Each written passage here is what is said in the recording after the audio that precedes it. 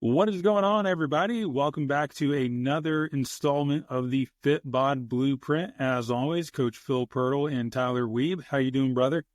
Doing pretty good. How about yourself?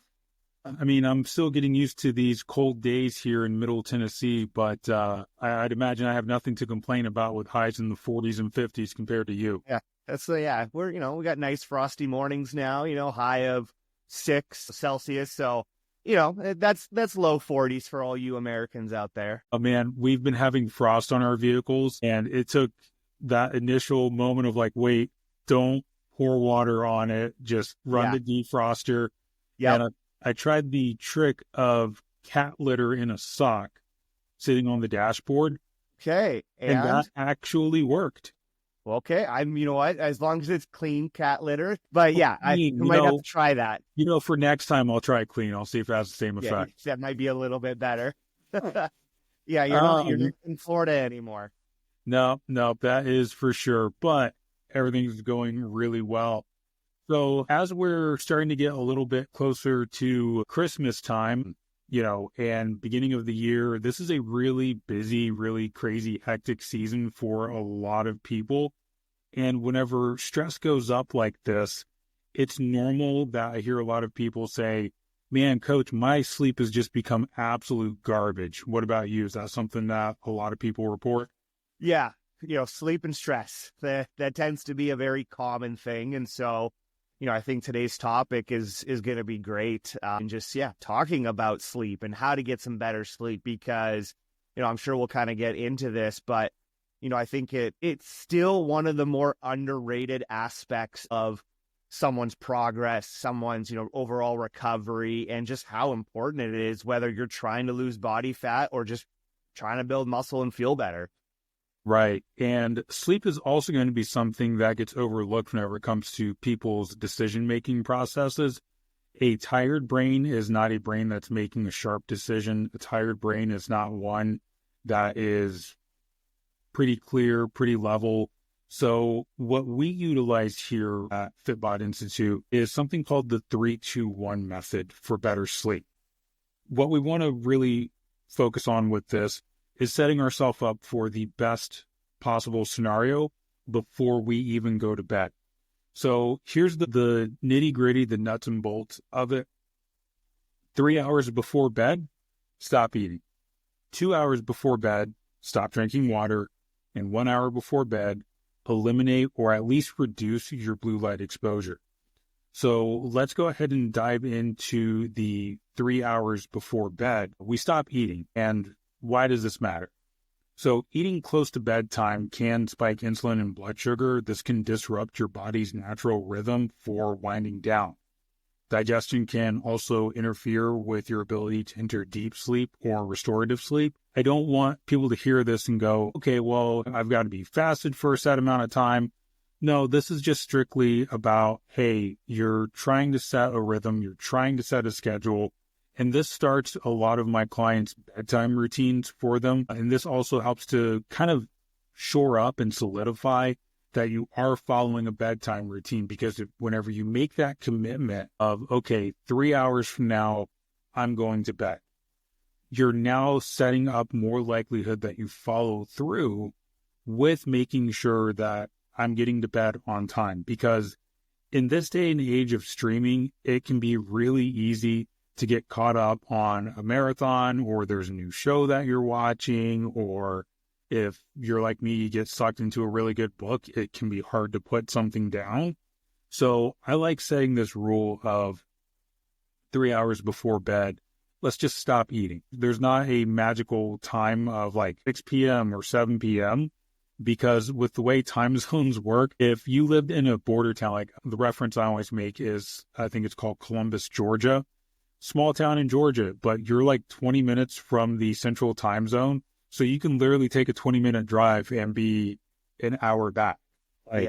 It's not that there's like a magic cutoff time, like 6 p.m., 7 p.m., 8 p.m.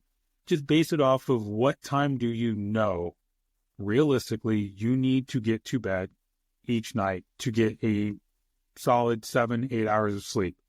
For me, I know I need to be in bed and I need to be ready to go to sleep at about 9. So I'll usually set that 3-hour window for myself at 6 p.m. Yeah, same here. And I think it's all, just one quick important note here, because I do get this question still a lot. We're not talking about stopping eating because you're going to be gaining body fat after a certain time. Like I still get that question a lot. So I did want to just throw that out there, because I know we also mentioned that insulin spike. A lot of people still think insulin spike, fat gain, that type of stuff. So I think we're just an important thing to touch on there. But yeah, I think it's just so important to make sure that we are getting that good sleep. And, even if you are someone who trains maybe a little bit later in the evening, we're still going to be okay getting a little bit of food in. We still want to make sure we have that post-workout meal for recovery. But like you mentioned, if we are just having this massive meal before bed, you are going to disrupt that sleep pattern, because your body is trying to, one, shut down for sleep, right? Like a lot of our processes, they just kind of go into hibernation mode. And so if it's trying to digest this big meal plus put you into that hibernation mode, you are just going to have that disrupted sleep, which, you kind of mentioned, maybe that next day we do wake up feeling a little bit more groggy, a little bit more tired. Our decision-making is not as sharp as it typically is. And I know we've kind of talked about in our first podcast about setting block scheduling, right? And really trying to find that time for your training. I think this really starts to now go hand in hand with that of, okay, we're starting to be a little bit more regimented with our lifestyle, okay? We're setting that block scheduling for our training. We're setting that, block scheduling essentially for our nighttime routine. And it's starting to kind of now build on top of each other, right? We're habit stacking, which, hey, we're going to be talking about atomic habits in our Facebook group here on Friday. And we're going to be going through some of that kind of stuff. And so not only are we just now trying to set ourselves up for success in terms of sleep, but now we're really starting to look at a lot of lifestyle changes, because you're right. Like it is very easy for people just to stay up till 11, 12, 1, whatever it might be. And we're losing out on a lot of benefits there. And so as we're starting to really look at some of these things of, okay, how can we make just even small changes, right? These don't have to be big changes. How can we make these small changes to just start to improve our overall lifestyle and our health? I mean, I think sleep is probably one of the most important things to our overall health in just the longevity and quality of life.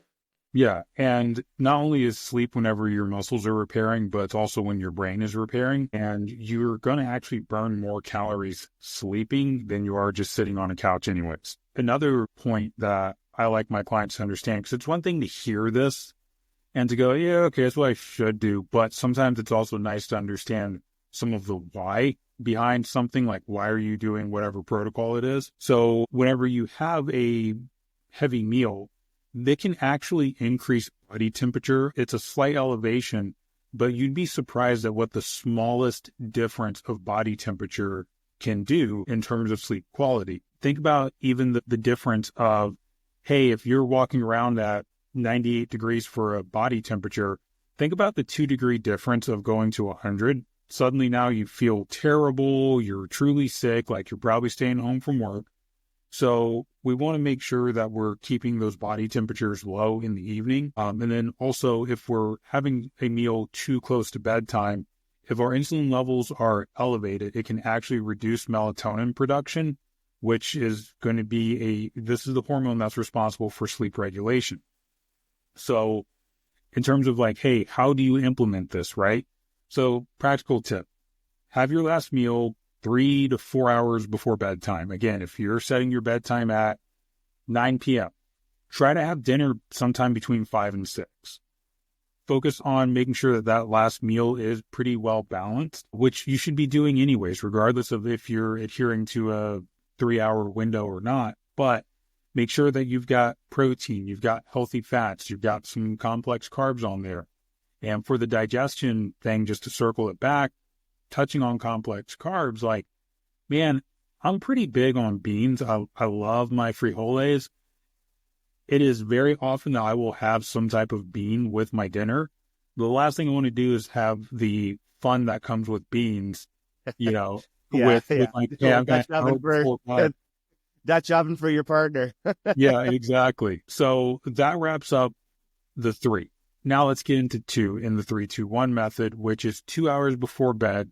We want to stop drinking water. And I feel like this one's kind of obvious, but I also know a lot of people will kind of slack in their day with drinking their water. That's why in our Facebook group, we do a Thirsty Thursday just to kind of keep everyone accountable. So it's, hey, what's your water goal? Show that you're drinking it. But a lot of people will fall behind, and then they see that goal and it's like, oh man, it's 5 o'clock at night and I've still got half of my water goal to get to, whether that's 80 ounces, 100 ounces, 140, 160, like whatever that is.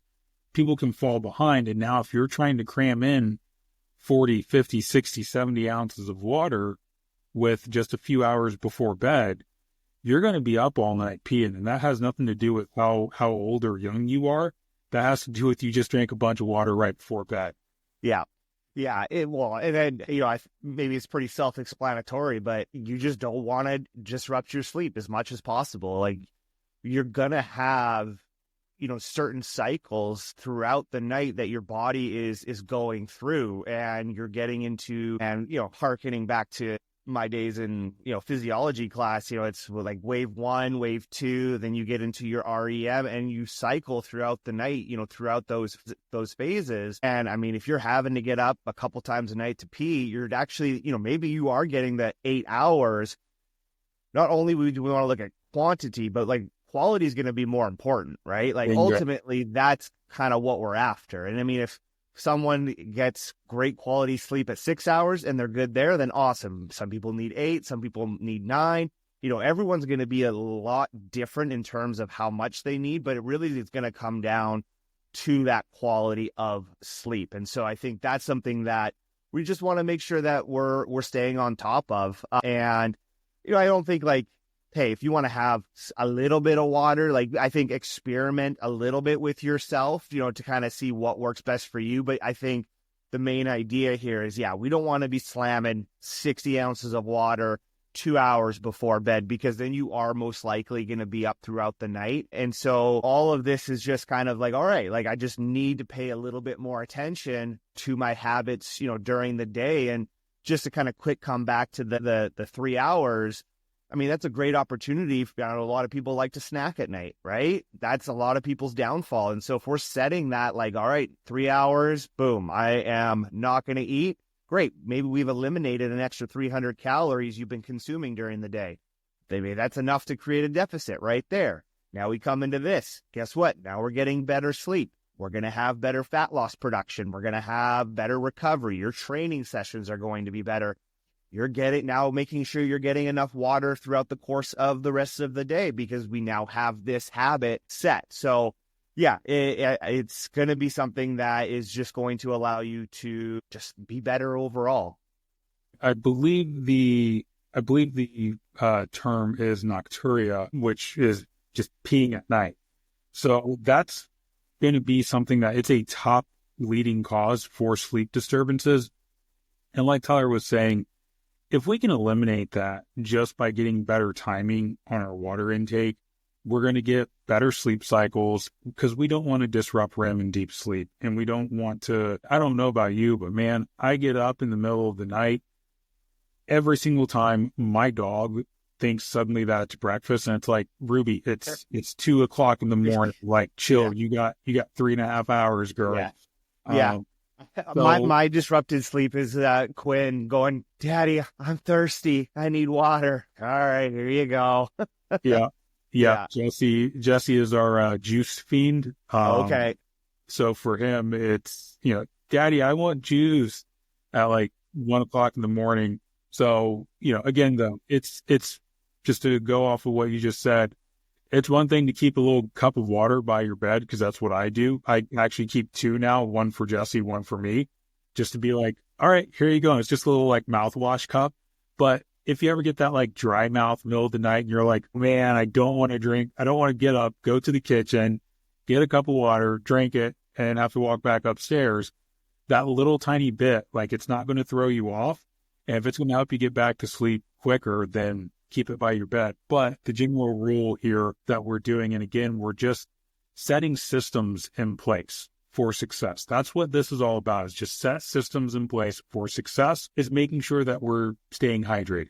So the practical application for this comes back to try to front load your day with your water. And this is where I use a non-negotiable system for myself. I don't allow myself to have the first cup of coffee until I've drank 20 ounces of water. I keep a 40-ounce tumbler as my main vessel.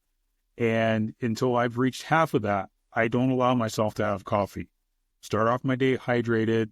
Already there's my daily water goal is 120 ounces. Boom. There's, 20 something percent. Like, it done. gets me where I need to be. So, and just one quick thing, maybe before we move on to the next one, or unless you had something else to say on the water.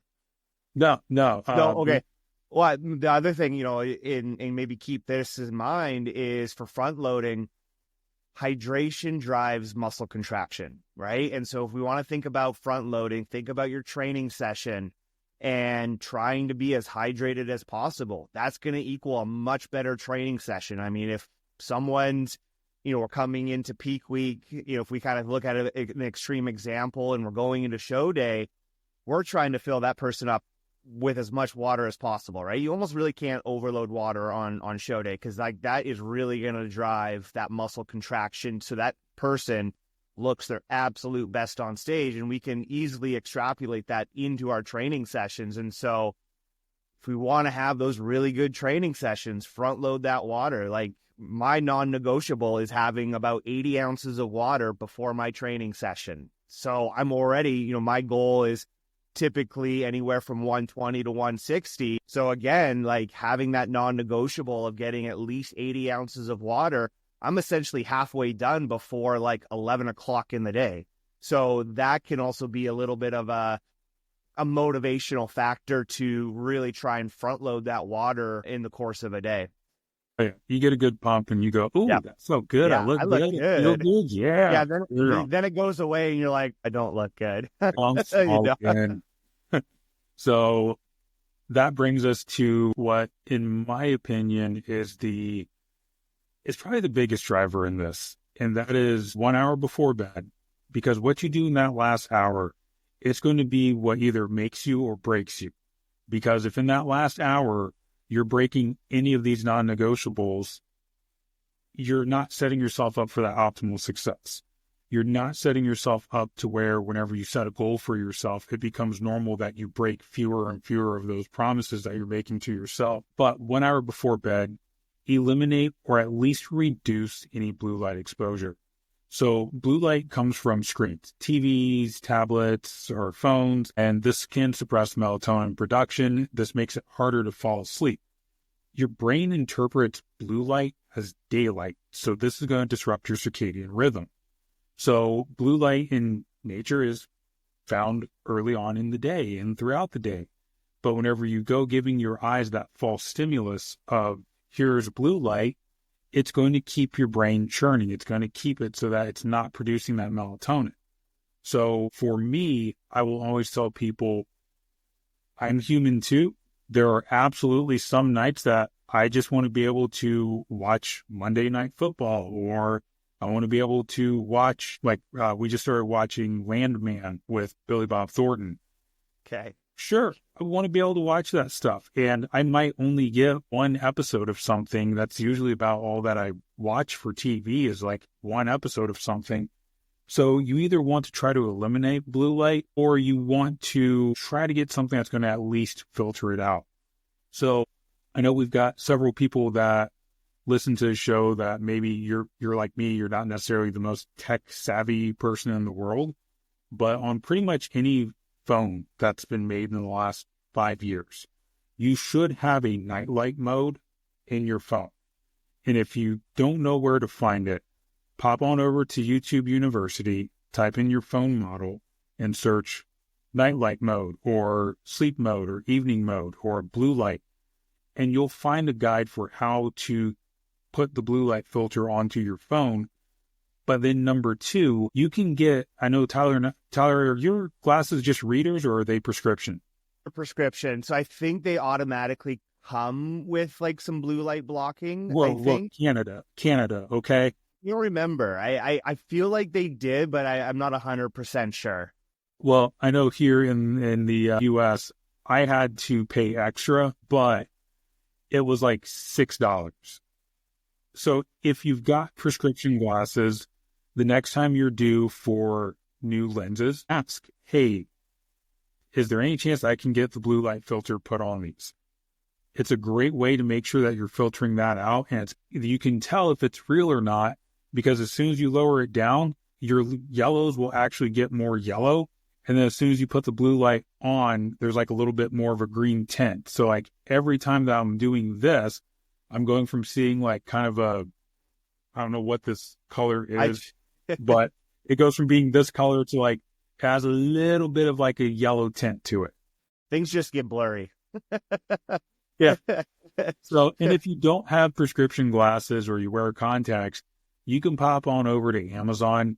And I think I got Nikki a 3-pack of non-prescription. They're just plain glasses for like $12.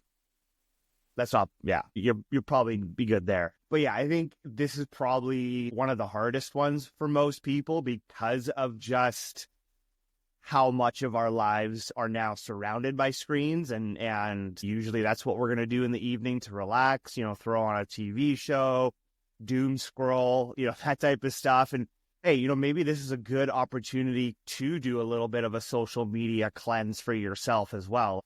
I know Steph and I, we've gone through phases of that where, we'll just delete all social media off our phones and not even just have that there.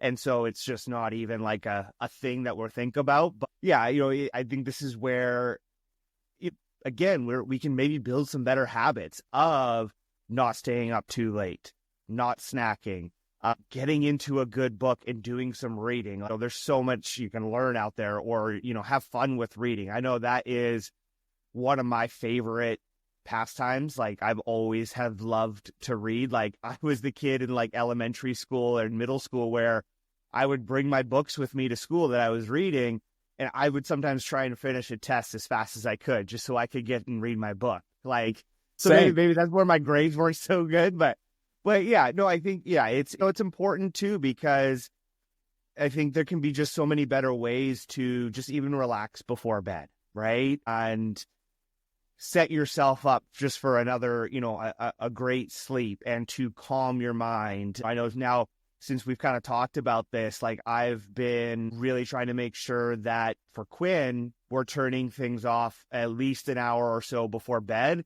And it's that playtime. It's building Legos, it's drawing, it's coloring. And so it's more than, I think, too, just getting good sleep. It's kind of having more family time, being a little bit more present in the moment. I'm so glad a little bit more philosophical there, right? Yeah, I'm so glad you bring this up. So I remember whenever Jesse was about 1, and Ellie never did this, but whenever Jesse was 1, he would start getting like an evening surge of energy where it was like he's trying to fight to keep himself awake. He's just, all he knows is just put the pedal all the way to the floor, just all gas, no brakes. Yeah. And I used to really enjoy that. And one day Nikki was like, hey, you wrestling around with him? Like it's revving him up. So I got curious, and there's actually a study on this, that whenever kids are exhibiting that kind of energy burst late at night, steer into it. Instead of trying to stop it and like calm them down, steer into it, because it's getting them tired.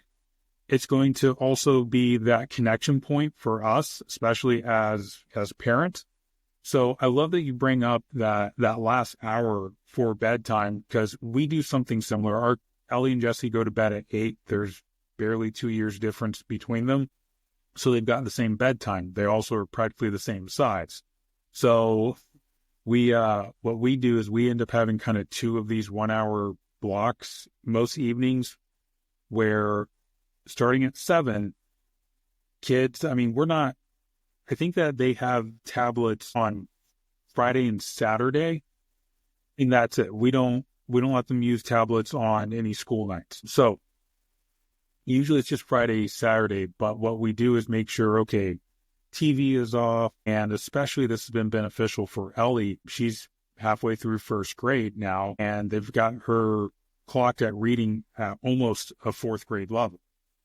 Nice. So like 6 years old, that's pretty sweet. Yeah. And she loves to read. So we'll usually take like 10 minutes, just we're all reading something. I'm usually reading something to Jesse. And I like it because it's that little extra connection for dad. One day we'll be playing in the yard, and we'll have that extra connection of I'm Baker Mayfield, he's Mike Evans, he's catching the touchdown, winning the Super Bowl. But now that extra connection comes as, okay, 10 minutes of just read something to him. And I love it because now Nikki gets 10 minutes to read or journal or do whatever quietly for herself. And Ellie's been using that 10 minutes for the last year just to read for fun. And there are times that she'll read to the dogs, because whenever you read out loud, you're also building more confidence in your speaking. So that's an important takeaway for parents is give your kids opportunity to read, make sure that you're reading yourself, and give everyone that break for the blue light, because now you're going to make sure that you're not impacting. So pineal gland is where we're getting the impact from on blue light, and that's where the melatonin hormone gets released from. So whenever we are reducing that, we're going to now have reading time. We're building that reading, but after 10 minutes, it's where I'll wrestle with Jesse. And since we've been doing that, I mean, he is out. Like, we put him down at 8:00, and unless he's pulling like I got to go potty last minute, he's good. He is done. He's out for the night. So not only is he sleeping better, it now makes it that we typically sleep better as well. So you're getting that blue light limitation for your kids. And then because you've already done blue light limiting for an hour for yourself, you're more likely to follow through, because that was like a practice round. That was like a practice rep. So you're reducing overall blue light exposure, especially in the winter, whenever, I don't know about you, but it's like dark at 4:30. Yep. 4:00 here. Yeah. I'm not used to that. I'm used to 4. It's like 6:00 normal. It's a hard adjustment, dude. I've been living in the Pacific Northwest my whole life, and it's still never easy. Like, it's like, what do you mean it's 4:00 and pitch black? So that is, that is my final component to this 3-2-1 is 3 hours before bed, stop eating. 2 hours before bed, stop drinking anything. 1 hour before bed, eliminate or at least filter out blue light. And that is going to be something that, look, the first time you practice this, you might only get one component of it right. That's fine. That sets the tone for what is your minimum expectation the next day. And once you get to a point where you're utilizing this method, this protocol for a week, I guarantee you're going to be able to see it somewhere in your life, whether it's, man, I'm not as tired whenever I wake up, or my workouts are better, or my energy is better, my mood is better. I mean, there's a lot of people that will report back, hey, my libido is better now because I'm getting better sleep. Like, there's so many benefits here, and especially in that last hour, if you're using that as time to read, time to play with your kids, you're going to see the relationships around you are also vastly improved. Yeah. Yeah, I don't think, and maybe for people like us who have maybe, we've just kind of lived this lifestyle for quite a long time. And so maybe we don't see it as much, but I don't like what I hear a lot from people is, just how much their energy improves throughout the day. As soon as they start eating a little bit better, they start getting some better sleep. And I don't think people maybe realize like how tired they are, because it just becomes such a norm for people, right? And, we have all of these stimulants nowadays to kind of perk ourselves up, right? And give us that energy that we might need. And so you start to do this kind of stuff, and it's like almost life-changing for some people, where it's like, holy crap, like I didn't realize how tired I was or how bad my mood was or things like that, because our body is just so good at kind of defending ourselves, right? Without us really even knowing until we make those types of changes. And it's like, whoa, okay, like I didn't realize how negatively affected I was until I started doing some of these things. In the notes, we did have an app, which I did want a quick touch on because it's something that I have installed on my computer, the F.Lux app. And so it is something that especially if you work on your computer, right? Like us, I would say it's something that you should for sure have, where you can set it to your location and it will automatically adjust your screen to help filter out and minimize that blue light depending on the day. And so definitely check that out. If you work from a computer and you don't have it on there, it just runs in the background and it'll automatically adjust with sunrise, sunset, and can really just kind of give you that extra little leg up if you're working later at night or something like that. Definitely check that out. And I think the important thing here is consistency, not perfection, right? There are going to be nights where it's like, hey, I do just want to stay up a little bit later and do a marathon. I just kind of feel that way. Great, do it. That's fine. We're really just going to be, maybe you do want a little snack before bed. Last night, there was some cookie dough in the freezer. Steph was working late. Quinn was down.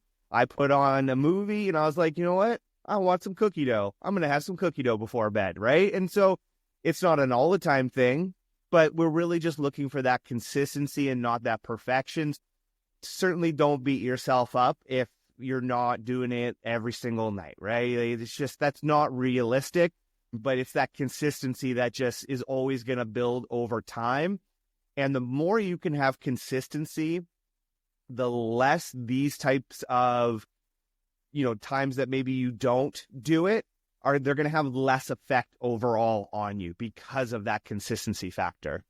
Absolutely. And maybe that's a good starting point for some people. I know for some of my clients, like we utilize the Trainerize app, and you can put habits, reminders, things like that. So I'll put that in 3-2-1 method for a lot of my clients, just for basically Sunday night through Thursday night. That way, if Friday comes along and, hey, they like to go out and listen to music, or they've got a regular date night with their spouse. Look, I get it. I'm married too. I want to make sure that I'm cultivating that relationship in addition to pursuing personal growth and keeping our health and fitness goals at the forefront for us. But sometimes you've got to make exceptions. And again, a lot of this just comes back to, a lot of people will also get the majority of their focus for their health goals during the week, and the weekend, it can be really hard and it can feel kind of overwhelming for some people if it's just, man, it's 7 days a week of, lower calories and I got all this cardio and everything. Look, if you're getting in the majority of your nutrition focus, you're getting in your cardio, you're getting in your lifting during the week, this is going to make those things better. Now, I'm not saying that you should have Friday and Saturday come around and it's, man, I'm eating Taco Bell at 2:00 in the morning while I'm going to try to get through an extended edition of Lord of the Rings. Like, no, it's okay to sacrifice one or two of these areas, but still keep some basic frameworks in. Ultimately, we're adults. We do what we need to do. We don't always do what feels good. To steal a line from, I can't remember who it is now, but adults do what they need to do. Children just do what feels good. We're adults here. We know what we need to do. So thank you all for listening. As always, you can follow us. I am at Pirtle Coaching on Instagram.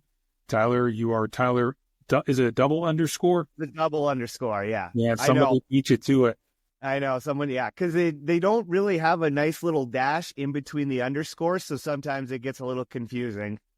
So Mr. Tyler __ Wiebe over on Instagram. You can also check us out on FitBodInstitute.com. Wherever you are listening to, if you could do us a huge, huge favor, please follow, please subscribe, please leave comments. If you have any requests for episode topics, we're always open to them. So thank you all very much for your time, and I hope everyone's having a great week. Wait a minute. I need to leave with a life tip that I realized people may not be aware of. And this goes back to sleep. Sorry, I had this written down. Pro tip, whatever size bed you have, go a size up for your comforter. If you have a queen, go up to a king. If you have a king, go to a California king. If you have a California king, I don't know, do they make a Brontosaurus size bed? But well, they do have bigger sizes, but I don't have that kind of money. No. Or get separate ones. That's what Steph and I are going to be doing, because we just got a king size, but we just have a queen comforter right now. But we're going to get separate blankets because she runs cold, I run hot. So, or you could do that. Nice. Good suggestion. All right. This time for real. Thank you all for listening. See ya. Bye.